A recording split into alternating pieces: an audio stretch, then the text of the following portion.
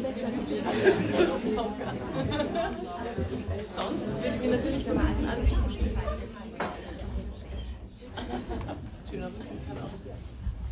All right, I believe we can begin. I would like to welcome everybody to our discussion today. Hello to you, Mr. Ziauddin Yyousafzai. Hello to all of the fellows. Hello to all of the staff. Thank you for joining us here for the 10th anniversary of Teacher Austria. And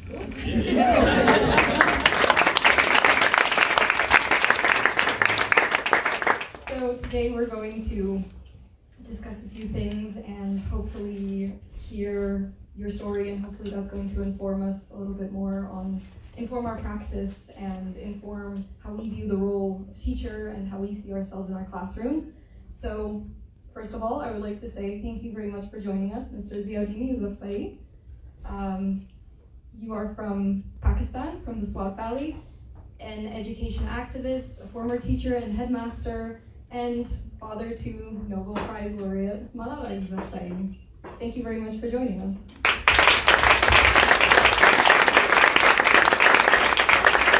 Thank you, Julia. Thank you so much for that nice introduction. And thank you to Walter, who is here, Tony, all your office members and fellows of the Teach for Austria.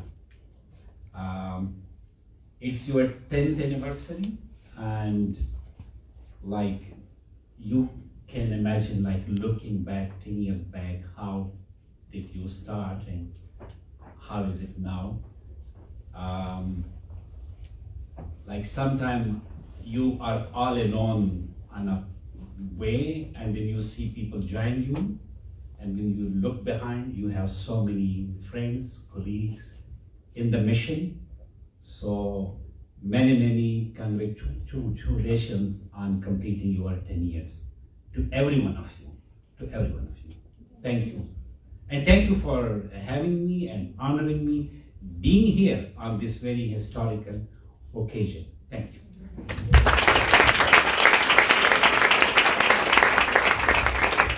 Thank you for your very kind words. So you have met the fellows now. The fellows are teachers from all different areas, all different study fields that we have trained during a 2-year leadership program to work in schools all around Austria with kids aged 10, 14. And the fellows embark on their own leadership journey. We'll hopefully talk a little bit more about that, but as I've already said, we're looking forward to hearing your story and seeing how that can inform our practice and how we work with the kids. It's important for us to do the work that we do here in Austria as part of Teach for Austria because of the current situation that we have in the country. In no other country in the European Union is a child's education and the outcome of that education as dependent on the parent's income and on the parent's level of education as in Austria. So we're dealing with a situation in which children have unequal starting points, and then the outcome is also, unfortunately, often unequal. So that's the work that we do, or that's the change that we hope to cause here in Austria. So as I already said, we work with children between the ages of 10 and 14 in middle schools. And as I'm aware, you visited one of these schools earlier today here in Vienna. Is there anything that surprised you during your visit? Yeah, so for the first time I was in a classroom in Vienna. I had been a teacher for 18 years in Swat, Pakistan, and I loved teaching. And one of the finest and the most beautiful memories back from my country was the classroom time, when I went from classroom to classroom as a teacher and then later as a principal of the school, visiting different classes and meeting the students. And when you share something with your student and you see that light on their faces, that is the moment that you feel so proud and so happy. Your heart is filled with joy. So being in a classroom after such a long time, it was so enjoyable, so exciting. And the most beautiful thing about the classroom was that it was diverse. We had students from Syria, from Poland, Austrian students like from this country, an African student, and all of them were very confident, very vocal, and they asked very good questions. And I enjoyed my time very much with them. They also did some drawing about Malala, and they might be disappointed because they might be expecting her to be there, but anyway, I tried my best to make them happy with my presence. I'm sure they were absolutely thrilled, and the pictures that you're referring to that the students drew, am I correct in saying that those are the photos that you mean? The Yes, students yes, drew pictures? yeah. We hope to be able to pass that on to the fellows soon as well. There's a beautiful video that a fellow prepared with her students and Yes. pictures, as you say, so I think everybody would really enjoy seeing that. So it was your first time in a classroom, again, after a Yeah. long time, you say. Is there anything that you noticed that was present in an Austrian classroom that seems to be a common element in classrooms all around the world? Is there something that unites the children in these classrooms? Is there a common trend or any common elements that all kids share? The common element was there were few shy students, so they didn't want to speak a lot, and they opted to be quiet, and I didn't disturb them much. So we always find students, but as a teacher, when I ran school in Swat Valley, I was very much about co-curricular activities. As a teacher and as a father, I encouraged my children to be able to express themselves. Whatever they have had in their mind and hearts, I wanted them to speak it up. So this was one of the features of my school, because I ran that school for 18 years. When I talk, I stutter sometime. So when, like in a classroom, when some children were not able or they didn't want to speak, they felt shy, I used to encourage them and tell them, look, I stutter and speak. Okay, you must speak, come on, like to encourage them. So that was one of the silent features of my school in South Valley. So I found the same thing here, that most of the students were very good in speaking and they expressed themselves very well. And the credit goes to the Teach for Austria, to the teachers, because the most important component of pedagogy, of teaching, of schooling, are the teachers. If we go back into the history, when we talk about Plato, Socrates, Aristotle, and many great teachers, in the history, they didn't have big buildings or like state-of-the-art buildings, or they had great teachers. And in modern day education, teaching is the teacher's quality is the most neglected area.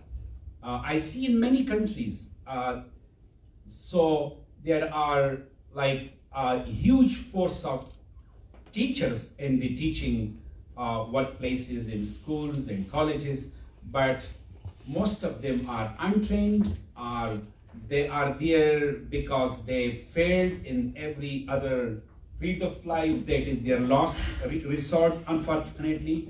But the training is so much important, and this is good that Teach for Austria, you are working on the most important element of education, and it will improve the quality of education, especially for the children who are underprivileged and who don't have access to the rich people schools or rich class education system. That is very unfortunate, as I mentioned, that in the developed countries, we sometimes think that everything is great, but they say nearer the church, further from God. There is always darkness beneath the candle, or under the lamp.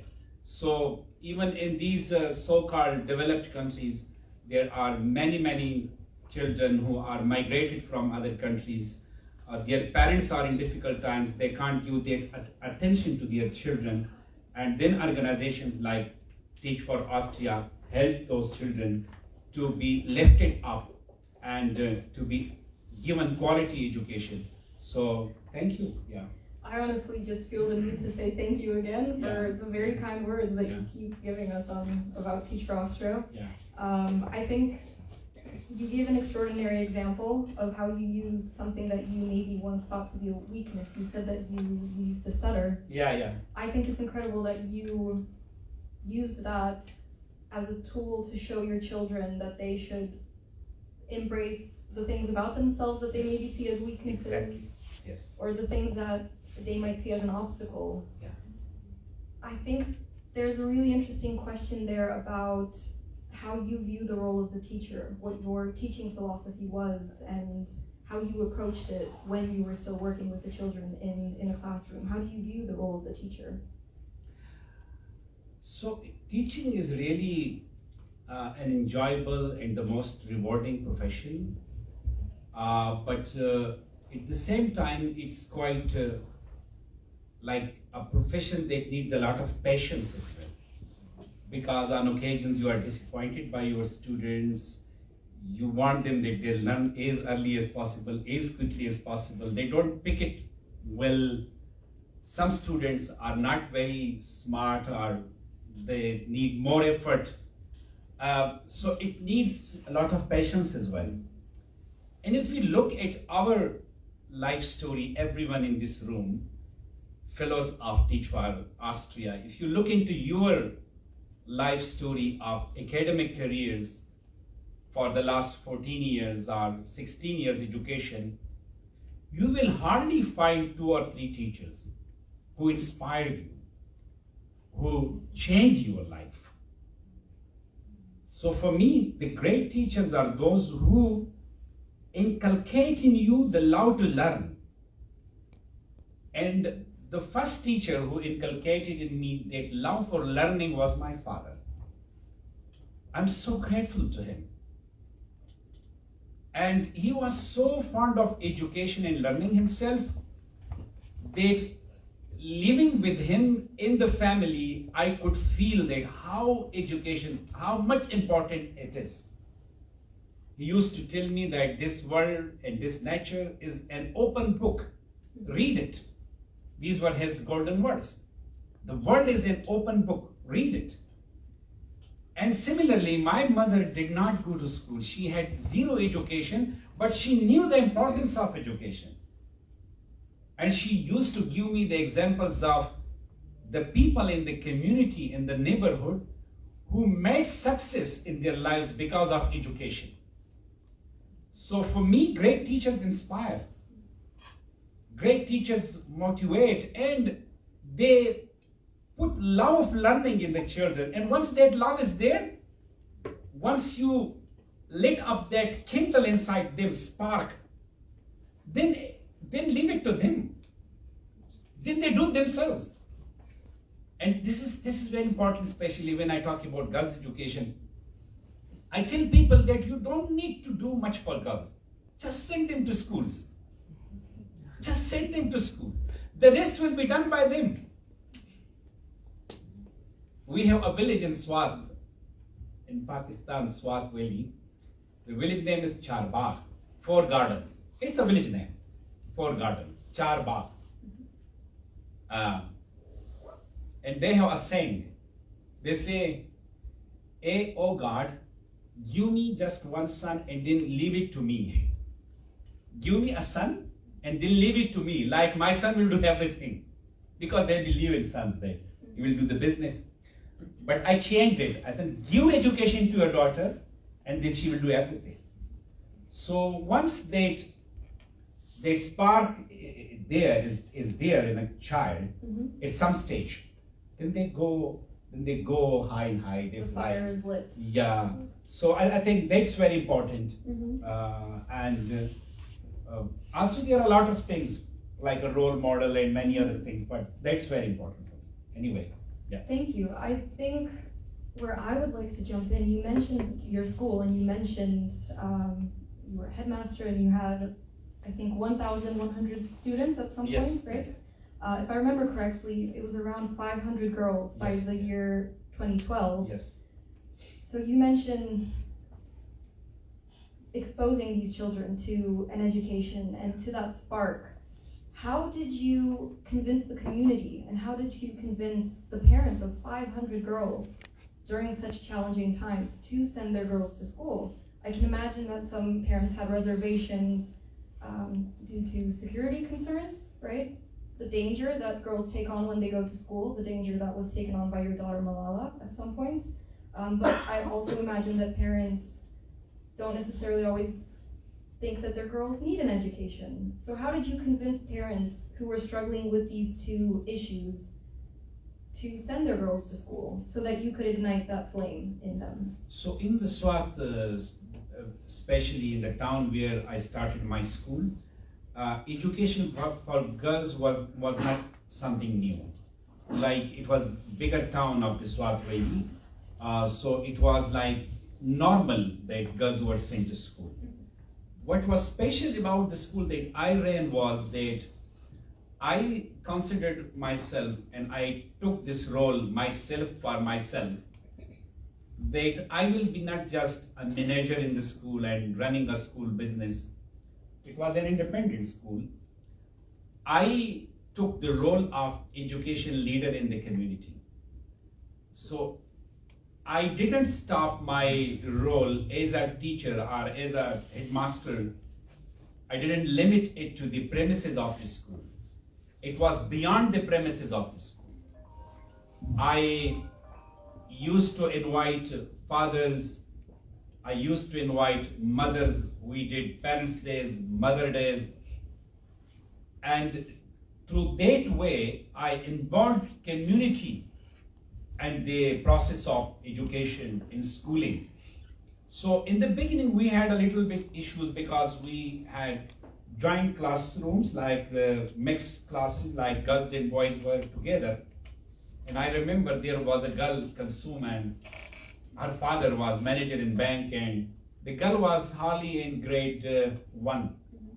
And he came to me and told me that my girl is with boys. Grade 1 is hardly like 6 years old girl.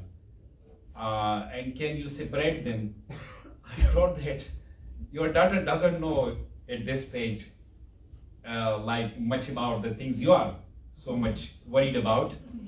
So let have her peace in life at this stage, and let not make them segregated that early.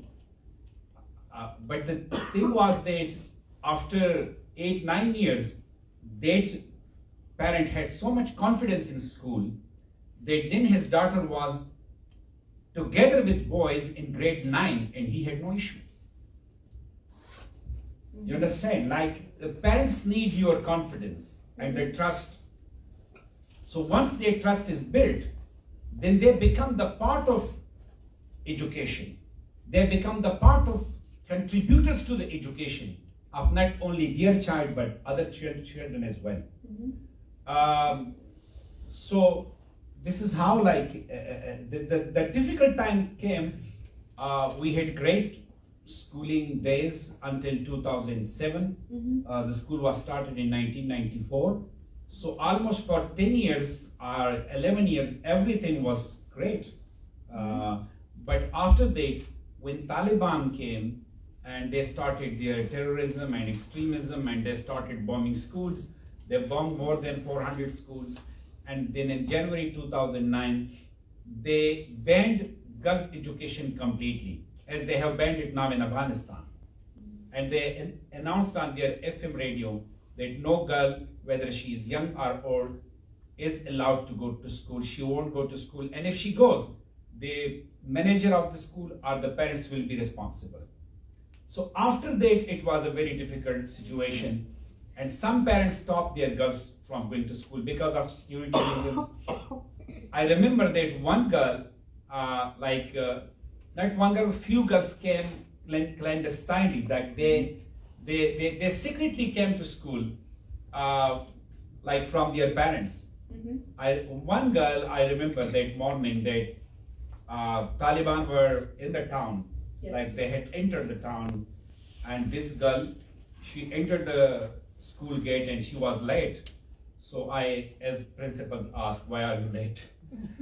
So I asked her that why was she late? And she told me that her brother and father were not giving her permission to go to school, but once they went out of home for their shops, she stealthily came out and came to school. So I was very impressed. So the situation was made worse by the Talibanization, basically. The social norms issue is more in the rural areas, more in the villages and far-flung areas, where the things which we discussed in the small room there, all those social norms are there. Yeah. So in your region, Yeah. it was more a matter of making sure that business could continue on as usual rather than convincing parents to send their girls to Yeah, school. yes, yeah. I think, But there were limitations, like when, for example, the freedom is given to some extent. Like in case of Malala and other girls, all the girls of the school that I ran were brilliant. They were amazing. And I wish that if you could come to my school when I was the principal there, I was so proud of the girls, and boys both. Every girl was so vocal. And when these Taliban started their Talibanization and banning girls' education, other girls also spoke. But their parents stopped them, not only because of the security, but also they didn't want that girls should appear on television or should appear in public spaces. Even we had a speech competition, and Malala's close friend who wanted to participate. At that time, she was in grade 7, like maybe 13 years old. And her brother came to me and told me that my sister will not go to boys' school. We don't like that she should be mixed with the boys, or she should be speaking on stage in front of men and boys. And I tried to convince him, but he declined, he refused. So these things are there, like they allow girls, but to some extent, the freedom that should be enjoyed by a girl as an individual, as a human being, with all her, with every space that she want to go or she want to speak, that is, there is limit. But education, I think it's normal in big towns. Yeah. Sorry, it's become too long. no. I think while you were speaking now, multiple times you mentioned the word leadership, and I think that is a word that immediately makes all of the fellows' ears sort of prick up. And I mentioned this earlier as well. When we start our training, we embark on a 2-year leadership program. So we aim to learn how to be better leaders in our own lives, how to be better leaders in our communities and in the schools with the kids that we work with. You spoke a little bit about your role already, and I think something that a lot of us would be really interested to know is, as your role changed, so as your role changed from headmaster and school founder to education activist and speaker, how has your leadership changed? What has your leadership journey been? How has that changed for you? Your understanding of leadership, perhaps? How has it changed as your roles changed? Yeah, like we were having a very normal life, like being the principal or the headmaster of my school and involving the whole community in schooling process, wanting quality education for girls and boys. And then some people come and they say, no education at all. Girls should not go to school. They bomb girls' schools. And then you are also father to a daughter. All your hopes for her future are pinned on education. I had 5 sisters and none of them could go to school. And I could not imagine my daughter being out of school, facing the same fate or the same destiny as my sister faced. I couldn't imagine that she will just be a wife and then a mother and grandmother and that will be the end of her life. I couldn't imagine it. That is why when Taliban banned education, I had to change my role from just an education leader proactively. I became, resisted. I rebuilt that, no, it's unacceptable. Girls will go to school. It's their human right. It is the right thing to do. It's Islamic thing. So that role really changed, and I, even before that, I was in public eye, and I worked on plantation and democracy programs for the community. But really at that time, when Taliban took over the Swat Valley and they become the de facto rulers, at that time my role changed, and I peacefully resisted their subjugation, resisted their atrocities and their human rights violation. So that change came, and it was very important. And they say, like father, like son. In our home, it was like father, like daughter. So what I was doing, Malala was automatically learning that inside the home, and she then also started her activism, like writing a BBC blog. She spoke to different platforms. She spoke to media. She volunteered herself for New York Times documentaries, and that helped a lot. I told to the classroom, to the middle class student, that when your rights are violated or you are discriminated, you should be the first people to speak up, because your voice is the most powerful voice.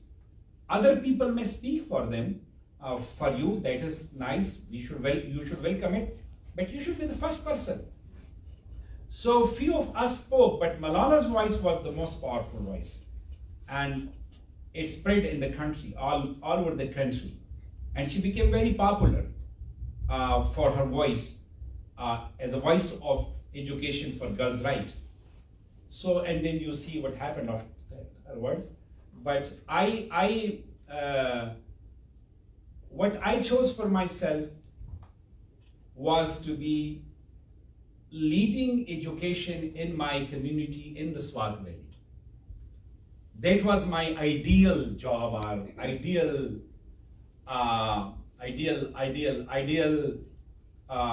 mission, our purpose of life, to lift up girls and boys, and there were some more than 150 children who were free in the school. They didn't pay, and the fee was also very nominal. So I was a local education leader, I can say, and every year when we meet, like we have Malala Fund Education Champions, and when we meet, I repeatedly tell them, because we have a big network now in 10 countries, I tell them one thing every year when we meet, that what you do now, it was my life mission, or it was my dream to do. I never thought to be on global stages or going from Austria to New York or to London. Situations and circumstances brought me here. I'm grateful, but local leaders, leaders are so important. Sometimes we just think about the big leaders, big names. Okay? I have huge respect for all of them, including my daughter, because she's one of them now, for education. But the impact that is made by the local leaders, they are so important. The impact that is brought by the local leaders in a community, they are the greatest asset for their community. Their vision, their very presence bring change. I have lost that, really. I have lost that opportunity. When I was in Swat, when I was in Mingora, I had not much money. I couldn't afford eggs in the morning breakfast in the beginning of my school days. My wife sold her jewelry to meet the rent of the building. But this commitment or this passion, P-A-S-S-I-O-N, this passion to educate girls and boys, to give something to my community that makes my community a better place for the people, that was huge, I think. So what I mean that leadership is very important, and it transforms communities, it changes everything. Yeah. Absolutely. I mean, that's why we do what we do. We sometimes ignore local leadership. We always talk about big, iconic leaders. That is nice to get inspiration from them. But the people who really bring change, they may not be known globally, but they are most impactful locally. They change people's lives.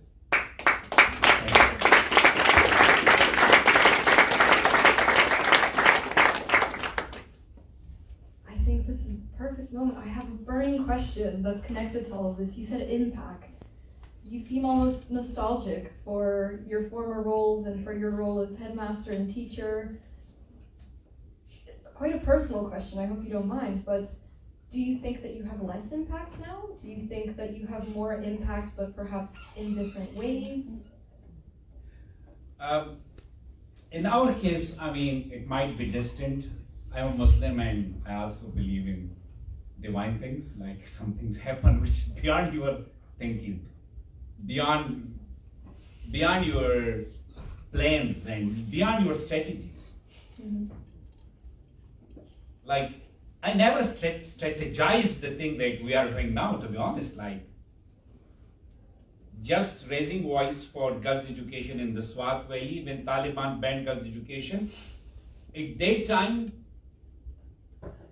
the biggest fear in our hearts was that when they will come and kill me. I spent many nights in my friend's home because in January 2009, Taliban went from home to the homes of the activists and brought them out and shot them in a square and left them there. So I used to leave my home and spend night to a friend in a friend's house because I was afraid that if they come after me and they kill me in the front of my wife and my children, I will be done. I mean, when you die, you are done. So really, when one dies, one is done. And when it's done, then there's no thinking, no nothing. Like you die. But when you think as a living being that I will be done, but the people I left behind, who is my extension, like part of me, my kids, the kind of trauma they will be passing through for their whole life, you feel very scared. So I spend nights in my friend's home just to protect them from that trauma. It was very difficult time. So I never thought that we will be crowned for what we were doing, because Malala narrowly escaped. Like, the bullet has gone so close to her brain. Like, doctors say it is a miracle that she has survived. If a layman says so, that is a different thing. But when a doctor say that it is a miracle that she has survived, that means a lot. So in our case, I think Malala was able, I will give the credit to her, because she has an option just to keep quiet forever and tell the world that, oh, I did my job. I did for 5 years, I spoke for education, I got a bullet, my half face was paralyzed, my eardrum is broken, my facial nerve is broken, I want to live my life now. But she decided differently. She said in her UN speech that on the 9th of October, nothing changed in me except that something, disappointment and fear and hopelessness died and Courage was born. I forgot her words anyway. Something like that, yes. Something like that. It was her decision.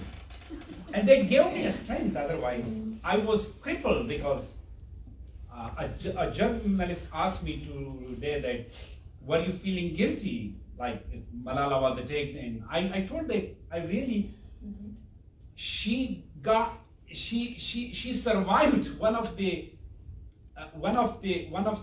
purpose of God might be that she was an evidence of my innocence. Like it was her, not me. She was unstoppable. On occasions, I used to tell her that, Malala, when you go to stage and you give speech, don't name Taliban, just say terrorist extremist. And she told me, no, I will say Taliban because they call themselves Taliban. That is their name. So anyway, in our case, we have a bigger opportunity to work for education all around the world. But I still believe that the impact as an activist I could have in that particular locality, I can't do that with money. It was just with me. And the example is, that when I left the school and we came to the UK, so at that time the school had 1,100 children, okay? As you mentioned, 500 girls, 600 boys. But when I came to UK, the leadership that I had given to my school, that was gone, obviously. And the number of students, it fell down to 400 or 500. Now I have found a great leader, a female, very good educator. Excuse me that I interrupt, 400 in total. From 1,100, during the 4-5 years, the number of students came down to 400. 400. Oh. So you can imagine. And what happened that I started sending money for the salaries. Even I bought. My school had no building of its own. It was in rented building. When I came to UK, I purchased a building for the school. Like we became rich. You understand? But I was not there. That tells that how a leader is important.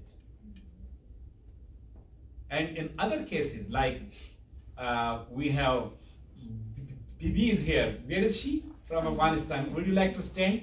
She's from Afghanistan. They want to see you. Aufstehen, bitte. Yeah. I just met this girl. She's from Afghanistan. She's amazing. Thank you. She has a vision. She has wisdom. But she has not the opportunity like me to speak on global stage. Her community has lost her. She has lost her country, but her community has lost her. If she has been in Afghanistan, how much she can contribute? So many leaders, Afghan leaders, I mean, whom we were working with, they are not in Afghanistan now.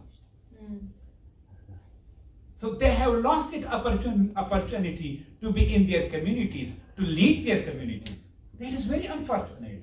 That's why I insist on that point, that local leaders matter. They are the most important for the communities. Anyway. Thank you. I think that's an incredibly heartwarming thing for the fellows to hear when they go into the classroom on Monday. I'm sure they'll see their role a little bit differently. Thank you. You have mentioned that you live in Birmingham now. Yeah. Have you managed to feel at home in the United Kingdom? Yes. Birmingham is our second home now. Pakistan first home, Birmingham second home. We had very difficult times in the beginning because I had been to USA in 2010 before attack on Malala. I was part of the IVLP program, International Visitor Leadership Program.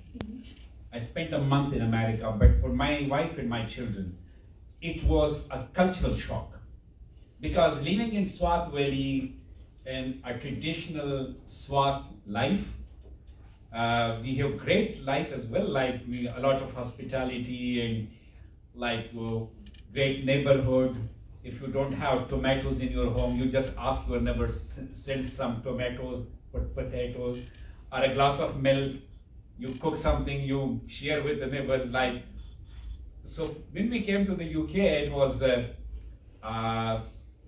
it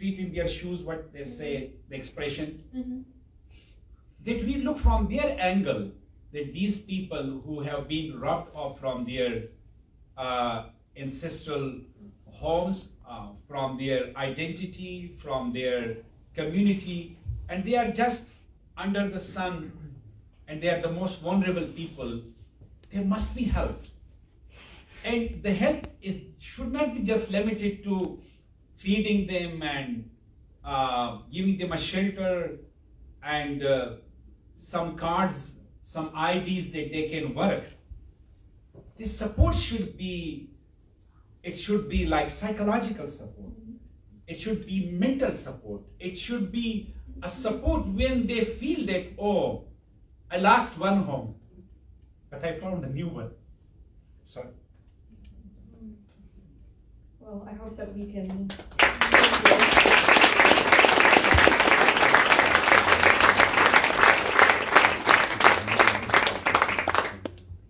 So it's very important that the local people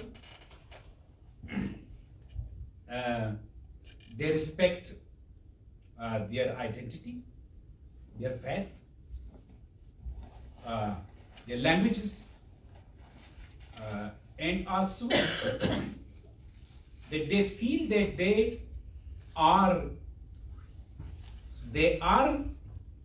from a different country, from a different culture, from a different ethnicity, but they are welcomed in this bigger community. And they feel that they don't need to quit their identity for naturalization or for socialization in this new community. They can live in the new community with their own identity as well. Like, for example, Bibi is wearing a nice scarf, okay? Thank you. If, for example, someone in Austria, they say, oh, why she's wearing scarf? But this is what their culture is, or she is wearing because of whatever. It is her choice. So when she feels that, oh, she is not just respected as a refugee, but she is respected as a human being with her own identity, then that gives a feeling of home, a homely feeling. That yes, you are accepted with all your identities. I made it too long, but Absolutely not. You got it. Thank you so much. I think we have covered quite a lot of ground with these questions, and I can imagine that the audience's minds are just buzzing with questions that they would like to ask. So I would perhaps like to welcome 3 or 4 people for the time being to answer a question. There will be another opportunity later. So if you have a question, please put your hand up. Okay, 1, 2. Maybe we'll start with these 3 people, and then if someone else would like to ask a question, we can attach that one person.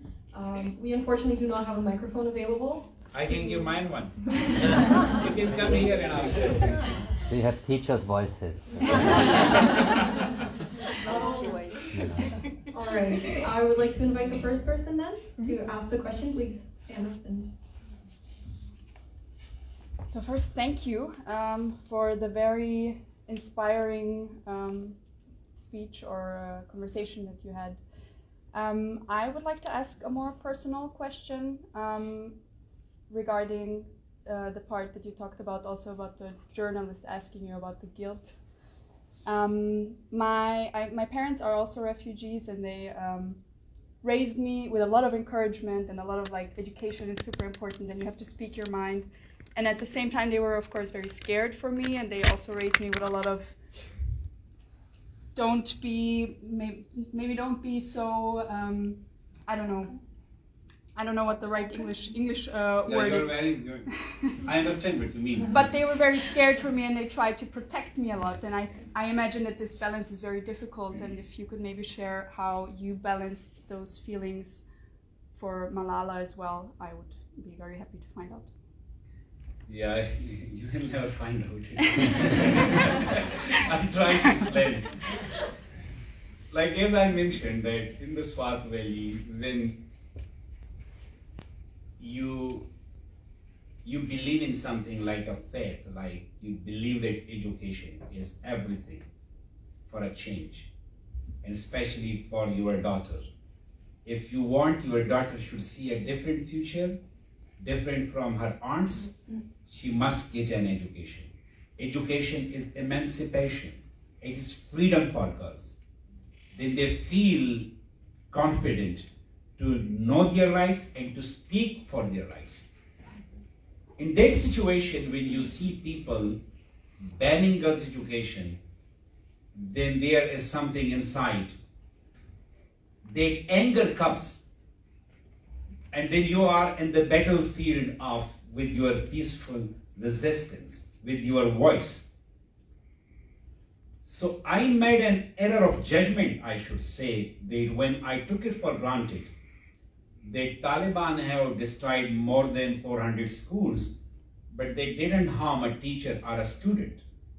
And I thought that Malala is not cursing anyone, she's not abusing anyone. She is just saying education is a girl's right. She had not picked up a gun to shoot someone for that right, just her voice.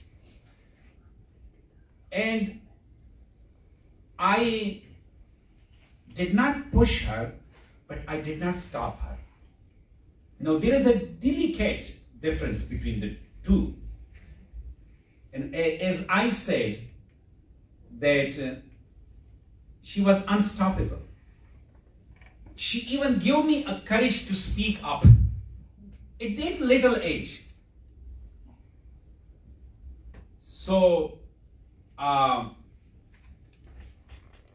think that in later life, when she got recovered, the world knew that I named Malala as Malala. I didn't make her Malala. That is so simple. I feel so proud what I did in my life. There is an Urdu verse, Har daag is dil mein bajus daag-e nadamat. It means that there is every scar on my heart, except one scar, that is the scar of regret. Every scar, except one scar, that is regret. So I don't regret at all. I'm so proud of my activism and her activism. And I know that 80,000 people were killed in Pakistan during war and terror.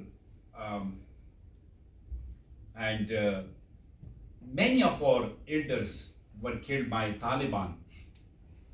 Even they didn't speak a single word, but they were killed.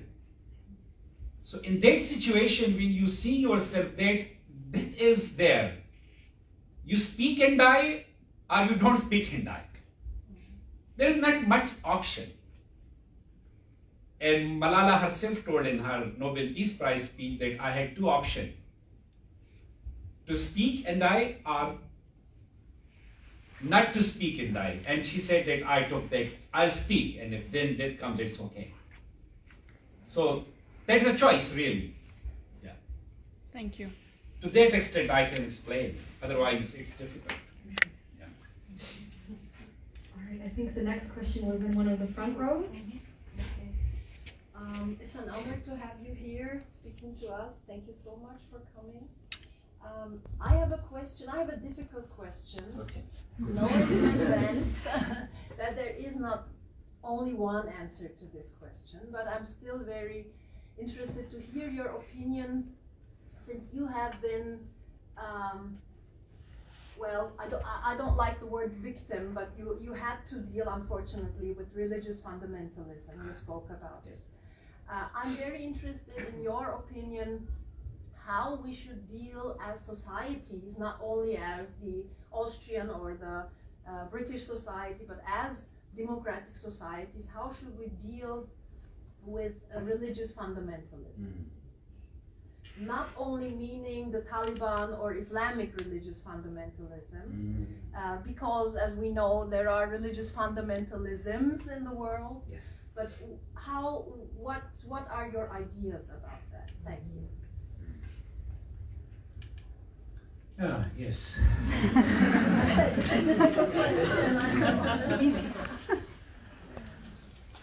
I personally, there are two things.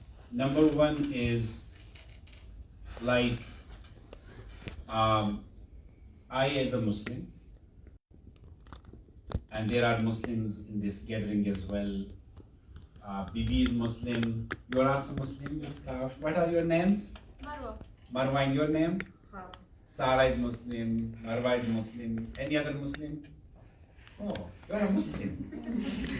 Great. You're Muslim. Okay. And I'm a Muslim. So, as a Muslim, it's our responsibility to know Islam and to own the version of Islam we believe in and to represent it and to speak about it. The Islam that I have learned from my father was a Maulana. He was a prayer leader in the mosque. He gave sermons every Friday. I have read the holy book from Alif Lam Mim to Wan Nas, the whole book with interpretation. Malala has read the holy book. And I believe, for me, Islam is peace, Islam is love, Islam is empathy, Islam is taking care of the neighbors. Muhammad, peace be upon him, says that paradise lies under the feet of your mothers. My father used to tell me that the Prophet said that if you look to your father with a glance of love, as you perform 100 pilgrimages. As a child, I used to look at him when he was looking away to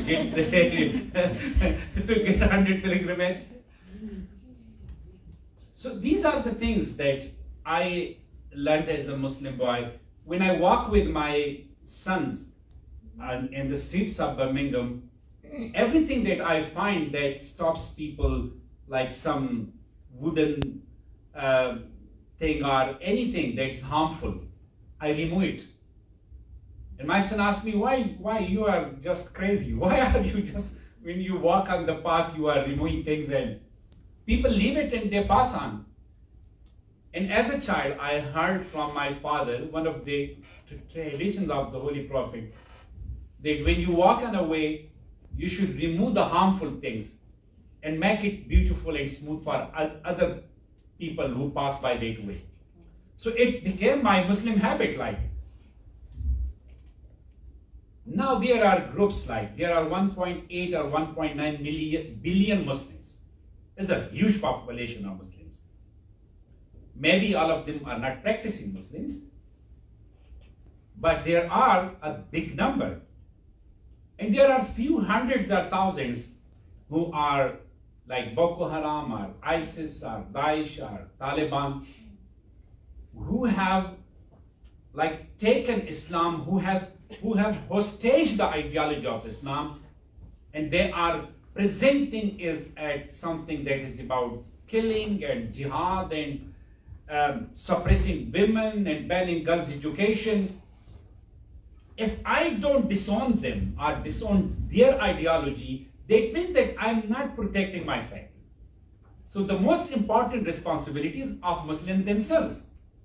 What we Muslims do, we usually more talk about Islamophobia than condemning the groups who are misusing the name of Islam.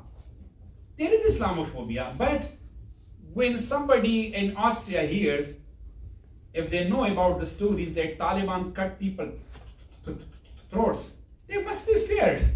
It is phobic, really.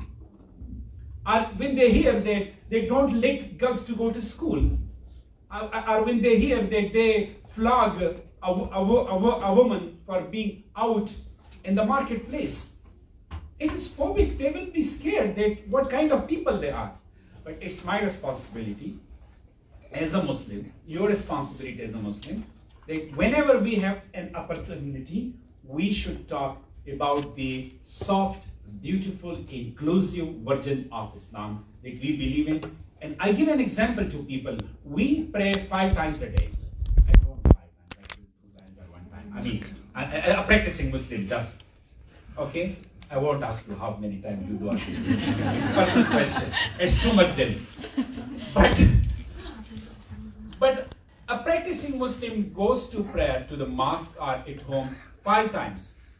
And I have counted the sets of prayers that we perform. We say 22 times every day, Assalamu alaikum wa rahmatullah, Assalamu alaikum wa rahmatullah. And these are Arabic words which means, may peace be upon you, and may peace be upon you. Oh my goodness. The religion of a people, the people of a faith or religion, who every day 22 times, they send this message on all directions. May peace be upon you, may peace be upon you. How could they be violent? I can't be violent. Saying 22 times something every day. And then I pick up a gun or a knife and stab someone. I mean, it doesn't fit in my logic that with such a commitment to peace, verbal commitment every day, could you still be violent? No. But we, the Muslim, we should be the first people to dissociate ourselves from the groups like Taliban. We should openly condemn them. The Islamic scholars from Al-Azhar in Egypt to Saudi Arabia and to Pakistan, they should come together and they should say, no, girls must go to school. Women have the right to go to the marketplace. Who the hell you are to stop them? This is not Islam. Stop it. This is how we should speak about it. But if I'm saying, oh no, it's okay, I'm apologetic, or I don't call a spade, and then I just complain, oh, people, they are afraid of Islam in Russia or in America. And, I mean, this is kind of hypocrisy. But on the other hand, I just one last message for the people who are in the West.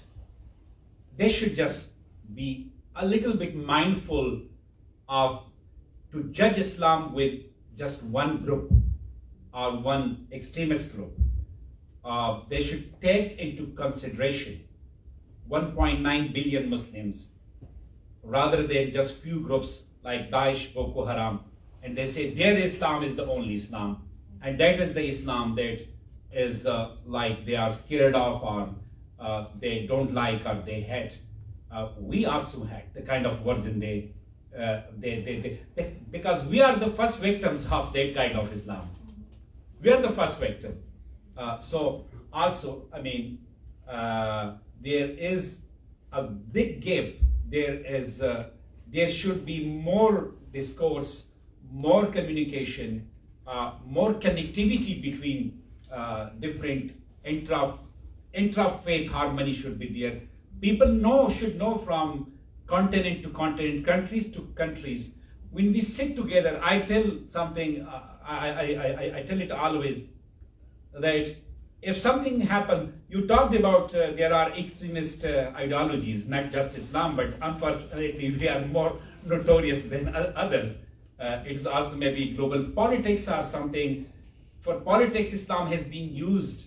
Islam as a faith has been used for political strategic goals. Like one big example, when Strait of Hormuz happened, Nebraska University in America, they developed a course, a curriculum for the children in Afghanistan that 2 + 2 Kalashnikovs are equal to 4 Kalashnikovs. And if there are 20 Red Army like straight soldiers and 15 are killed by a Muslim mujahid, how many will be left? So these were the sums and questions of the mathematics. And in language they used to say, my father has gone on a holy war, or my uncle died in a holy war, and when I grow or I will go on a holy war. These were the language sentences. So if this thing is, if a whole generation is radicalized, and the big powers are part of it, and then they don't accept responsibility. So it's a mess created by many people together for their nefarious designs. It is not just about the faith. The faiths are always beautiful, whether it's Christianity or Hinduism or Judaism or Islam. And there are things in all faiths.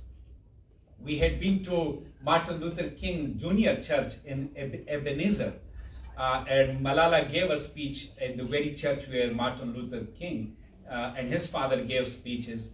We met one of the lady of the chorus who sang the Psalms. Psalms? What's it called? Psalms? Psalms or songs? Psalms. Psalms. Yeah. And the Reverend Warnock, who is the head of the church, he told us that there are things in Bible which people use to exploit other people. But Martin Luther King picked the things in the Bible which were for justice, for fairness, for equality, and for humanity, and he built his ideology on that. So we find things which people can exploit, but after all, I tell people that everyone, I mean, heart is a pumping organ, they say, but we use this as a term. There is a prophet and a holy book in everybody's heart. Please listen to it. Please listen to it. Yeah. Thank you. This is an incredibly powerful... Long answer. I'm sorry. But very difficult question. It is still unanswered, but it's okay. At least we had some conversation. A very powerful topic to try. And at least I found that I could have a fellow Muslim even having no scarf. Because this is a stereotype. Even I'm not out of it. Like in this room, that I thought that anybody who is a Muslim will have a scarf. But this is not mandatory.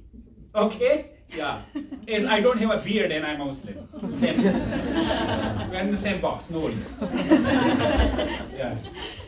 All right, it's probably going to be very difficult to move on to the next question after such a intense and important topic, but we're going to try nonetheless. It's your turn. Thank you. Hi, my name is Stefan. I was a fellow from 2015 to 2017, and I want to come back to the present. I would love if you could share some thoughts or some stories. How does your life look like now? Like after this talk, what happens tomorrow? What happens next week? Are you touring from talk to talk? So that's the one part.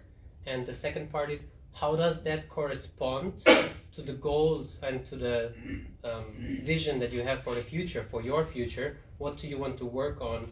What problems are you tackling on since your role changed from a local leader to now such a global voice, I would say?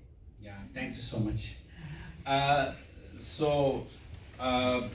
After Malala got recovered from her burns and injuries and she got rehabilitated, we started our organization, the Malala Fund. And our goal is to work for a world where every girl can learn and lead, where every girl has an access to free, safe, and quality education. And we are focused on secondary education. So as I lost that opportunity to be a local leader, now we both, especially Malala is the face of that moment, I can say, that she stands for the girls' and women's rights to education all over the world. Before COVID-19, there were 130 million girls who were not in school. And one of our Malala Fund's research shows that there is a possibility that 20 million more girls may be drop out from school. They're at the risk of drop out from school because of the COVID-19 as well. And now we see almost 1.5 to 2 million girls in Afghanistan in secondary education. They have lost their right to an education. So it's a big task, like working for this goal that every girl in every part of the world should have an access to free, safe, and quality education. And the way we work, as I mentioned, that local leadership, local advocates are so crucial. They are so important. And that is what we have learned from our own lives. And that's what that we know how impactful it is. So our strategy is that we work with the education champions in 10 countries. My friend Walter, I can call him friend now because he's always smiling when I look at him. My friend Walter, he knows Rahmatullah Arman. He who founded Teach for Afghanistan, and he's one of our champions. He's very impressive. So we work with those champions in some 10 countries, and we build their network within the country, and then we have built this bigger network in the world.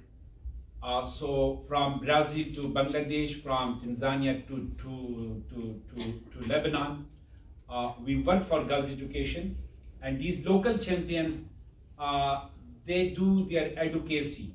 Sometimes they do their advocacy with the government authorities. Like in the north of Nigeria, one of our education champions, they work with the Ministry of Science and Technology, and they were able to pass a Child Rights Act. And because of that, the passage of that law, some 80,000 boys and girls have now access to secondary education, and it will be free. So it was only free in primary, and they made secondary education free. So we have projects in Afghanistan, like we supported Rahmatullah Arman to train female teachers. There were some organizations in Afghanistan who worked with the Ministry of Hajj.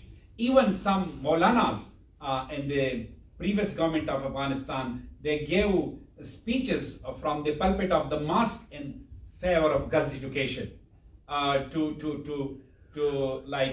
remove the barrier of social norms.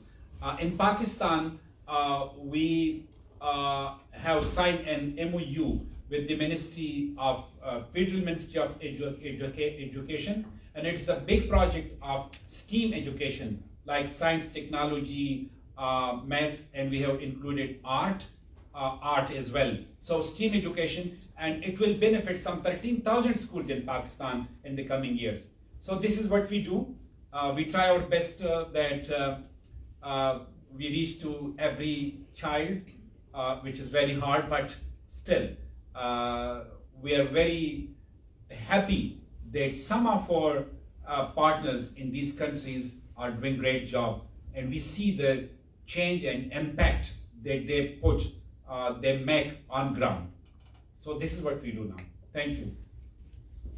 Would there be one more question before we move on? All right, in that case, no? Okay. In that case, I would like to ask the next question. No question. I think we're quite shy today. I Okay, am. thank you. Hi. Hi. I'm currently still teaching, and based on Alex's question, I am seeking maybe more practical advice.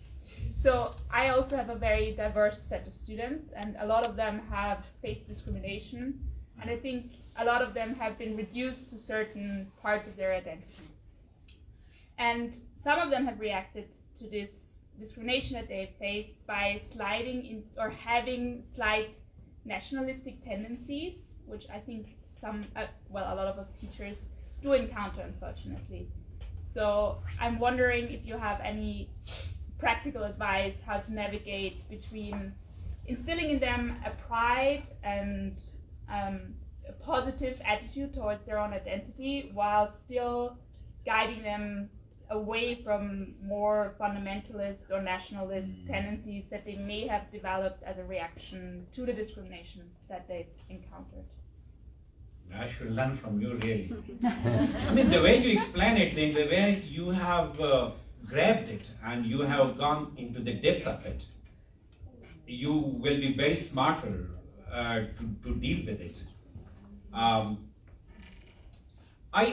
personally, I just add one thing to it. Like, as you know the issue, and you know the problem, and you know the challenge of these immigrant students, who become more nationalistic about their nationality than feeling at home here or in any other home country. And it has reasons.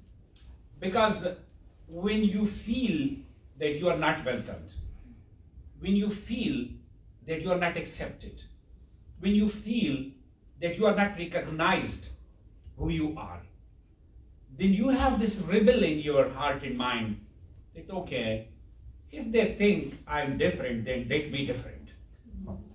Let me different. If they are going to isolate me, let me be completely isolated. And then those poisonous things hate comes in mind, and then it may end into a very bad situation. It is something that takes someone towards extreme views, which is harmful not for the person who bears it, but it's harmful for the community as well. The most important thing is, again, education, and quality education, inclusivity, gender-sensitive education, diversity-sensitive education, now climate-oriented education, and also like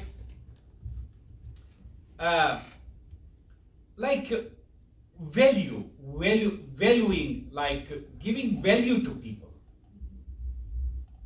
Value to people. Like when a child feels that he is valued, his faith is valued, his identity is valued, then they feel very happy. Then they value the other people as well. I mean, when they accept, when their otherness is accepted, when their otherness is accepted, then they also accept the otherness of the local community or the otherness of other people. And that is the thing that there is this solution that then you have that rounded child or student who is pride of his own or her own identity, but welcoming to other faiths and colors and identities and respectful, and then finally believing in the coexistence and more looking towards the things that unite us than to the things that divide us. I mean, you know better than me, honestly, but I just spoke about it. Wasted your time. Anyway. I think some of the sentiment that you mentioned there was quite forward-looking, quite looking into the future, a future that is possible. And I would also like to take us in that direction, to the direction of the future. So our vision here at Teach for Austria, it's the vision for the year 2050. We hope that we achieve what we have hoped to achieve with children having access to a quality education, regardless of the status, the financial status of their families and the educational status of their parents. That's where we hope to be by 2050. Do you think we're on the right path? Do you think we can get there in time? Globally or by region as well? Yeah, like when the world was, the UN was, they were going to set their SDG, Sustainable Development Goals in 2015. So one of the goals was that, about poverty and climate and education. And we included, we did our advocacy that 12 years of education should be included as like basic for every child. And Malala was very harsh in her advocacy. Like she said that you, the rich people, you want your children to study computer and science, and for the poor children of the poor countries, you just go and say primary is enough for them. It is unfair. And you have to make this 12 years of education as mandatory for every country.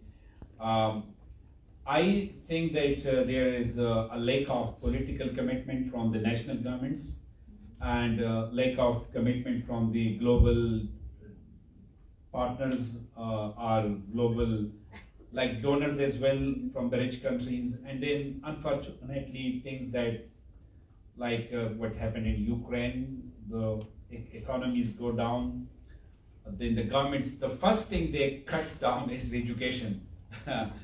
Like our funding to education. This is very unfortunate. They say, okay, we need more money for different things, for other things, so let's cut from education. I'm sorry to interrupt you, but why do you think that is? I think to us it seems absolutely mind-blowing. Yeah, we need to educate them, I think that's what education is. So we are working on it. But really, we are hopeful, but still it needs more and more education. These world leaders and also the national governments, because they should be the first people to spend on their children. If like countries like Ethiopia or Kenya or Rwanda or Pakistan or other countries, developing countries, they are asking just the big like rich countries, you give us money and we will educate our children. I mean, it's not fair. They should, from their own budget, from their own GDP, they should spend a lion's share of it on children. So then it will also encourage the donors to invest more on education and give it to GPE or Education Can't Wait or other global organizations that work for global education. You mentioned children that have been suffering as a result of the current situation in Ukraine. I think most of the fellows in the room, if not all, work with children who have several significant hardships happening in their life at the same time, whether it be financial, refugee status, problems at home, discrimination, marginalization. How can we communicate or ensure that the children stay focused on their education in a situation when they seemingly have thousands of problems in their personal lives? How can we, maybe next Monday, go into the classroom and make sure that these children who are facing extraordinarily difficult situations as soon as they go home, perhaps, how can we ignite that spark and make sure that they stay focused on the future that is possible, perhaps through education? Yeah, I think this, because of the conflicts in the world, in Afghanistan, in Ukraine, and already we have Syrian refugees as well, a lot of Syrian refugees. We have been to these camps, and like in Zatri camp, Azraq camp, Dadaab camp in Kenya, which is the biggest camp in the world. And we have seen that refugees really suffer. And there are a lot of issues, like there are many countries where the families who are migrated, they are not allowed to work, they are not given the same kind of education and opportunity of education with the native students get, like they are discriminated, and even when they get an education in informal system, their diplomas they are not issued, they are not credited. So these are big issues. And again, I mean, it depends on the local, on the national governments who accept the refugees. I think it's very important that just accepting them to enter the country and then leaving them on their own, it's really very unfair, because especially for the children who are in a stage of their, in the middle of their schooling, if they lose 2, 3, 4 years of their schooling, then that's it. Then they are unable to achieve anything through education in their life. They go to workforce, and girls go to early child marriages.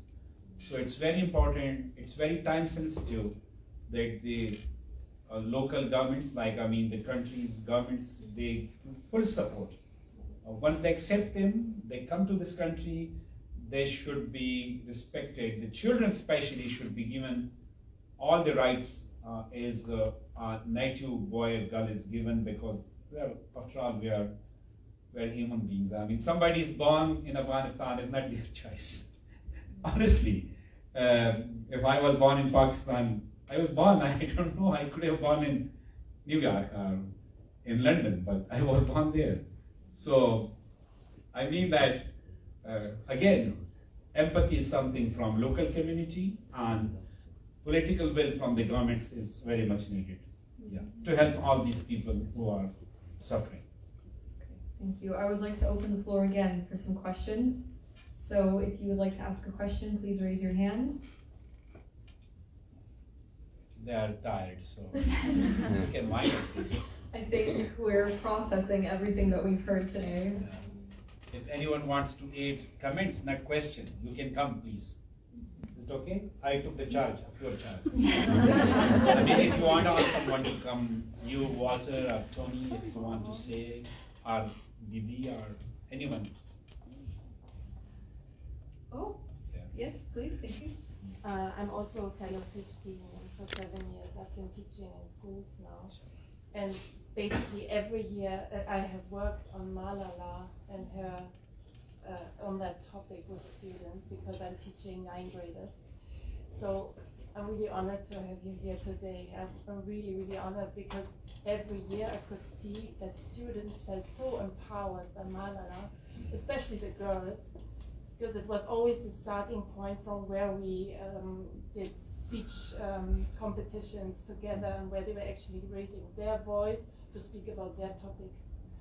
So I also have a letter from my students for you. I would like to give you. I will convey. Thank you. Thank you so much. And I would like to ask you, because I find you so encouraging and you have been so brave in your life yourself, that I would like to ask you, what do you tell young children, students, that look fearful into the future? Because there are so many hardships at the moment with the war in Ukraine, which is a new situation for us in Europe. We haven't had that for a very long time, with climate change and all these things that might create fear for young people. What would you tell them to have faith? Yeah, I should learn from you, really. Thank you so much for your comments and for your love and support, and I will communicate your note to my daughter. Thank you so much. I think this is children's century, really. This century is children's century. You see a lot of children in streets for climate. People might disagree with them. They say climate is not an issue at all because they need more money. Money is such a bad thing, really. It's good for basic needs, but when one is greedy and hungry, it's hell. So their hell of greed will never be extinguished. It's always burning, and ultimately it will burn the world, unfortunately. But it's children's century. Girls like Malala, at a very early age, she started speaking. At 10 years, 11 years old, the right of education. And the hope is that the world is listening. I mean, it's listening and it's not listening, but it's still listening. Because even if they are disturbed, they are listening. Even the warmongers and the people who are making big mess because for the lobbies and the what can I call them, like I forgot particular word for it anyway. Even when they criticize, so they listen and they criticize. So children should be given hope, because I personally believe that there's a lot of hopelessness all around us, really. I myself was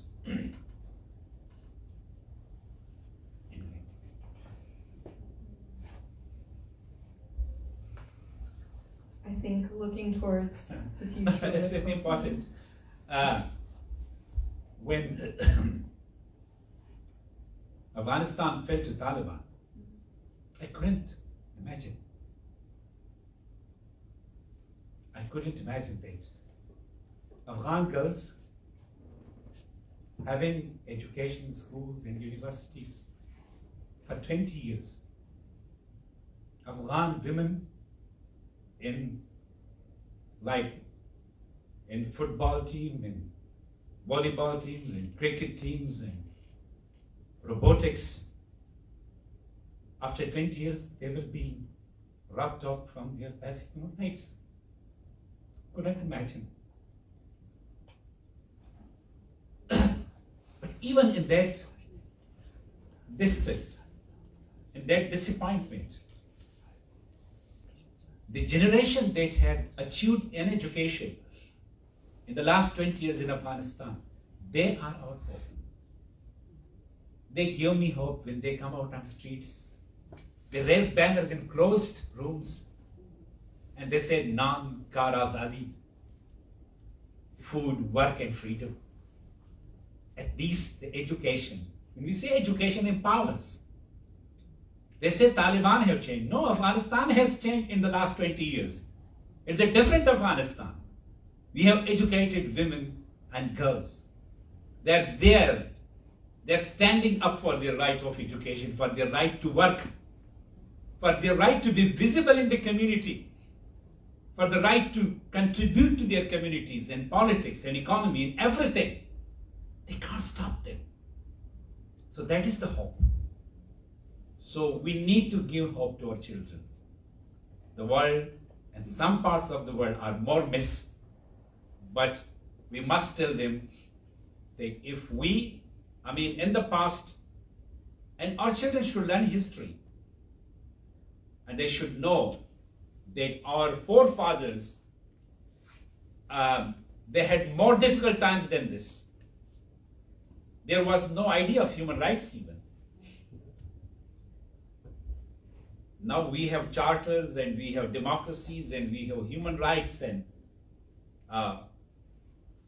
some of the human rights becoming a social norm. So in spite of all those challenges, we must give our children a hope and we should tell them that what they think for their world, because it's their world now. It's their planet now. They will be the leaders of this new world. And they should be well equipped with wisdom, with knowledge, the kind of knowledge and wisdom and experience they need to lead this world, to preserve it, and to make it a better place, a beautiful place for everyone. And this hope is so much important. Yeah. That is it from me. I don't know whether I answered or not. I would like to thank the fellows for their excellent questions tonight, and to you, Mr. Yousafzai, I would like to say, if the fellows in the room today could take a fraction of your passion and your conviction for education, we will enter those classrooms on Monday and change the country. So basically, all these fellows, I had the energy of you fellows here, because I feel like a fellow of you, really. I may not be formally teach for Austria fellow, but I'm fellow in your mission.